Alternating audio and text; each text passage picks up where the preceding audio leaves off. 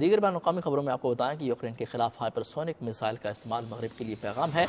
روسی صدارتی ترجمان دمیتری پیسکوف کا کہنا ہے کہ روس نے اپنی صلاحیتوں کا واضح مظاہرہ کیا ہے۔ امید ہے امریکہ نے ہمارا پیغام سمجھ لیا ہوگا۔ مزید جانتے ہیں ماسکو میں اپنے نمائندہ شاہد گھومن سے۔ جی شاہد، آگاہ کیجیے گا۔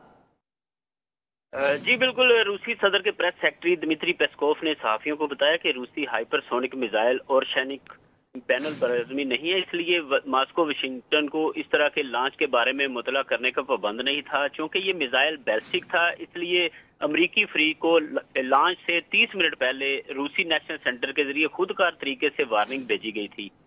پیسکوف کا کہنا تھا کہ روس پر میزائل حملے امریکہ اور برطانیہ کی جنگ میں شمولیت کا ثبوت ہیں۔ موجودہ امریکی انتظامیہ شدت پسندی کے راستے پر چلنے کو ترجیح دیتی ہے، جبکہ صدر پوتن بات چیت کے لیے ہر وقت تیار ہیں۔ ان کا کہنا تھا کہ یوکرین کے خلاف ہائپر سونک میزائل کا استعمال مغرب کے لیے پیغام ہے، جبکہ روس نے اپنی صلاحیتوں کا واضح مظاہرہ کیا ہے۔ دمیتری پیسکوف کا مزید کہنا تھا کہ صدر پوتن نے یقین دلایا ہے کہ جب بھی رد عمل کے طور پر یوکرین کی سرزمین پر مزید اور شنک جیسے میزائلوں کے ذریعے تباہی کے ہدف کا انتخاب کریں گے تو ہم یوکرین کے شہریوں کو پیشگی اطلاع کریں گے اور وہاں موجود دوست ممالک کے شہریوں سے بھی کہیں گے کہ وہ خطرے والے علاقوں سے نکل جائیں۔ جی ٹھیک ہے، بہت شکریہ شاہد گھومن آپ کا۔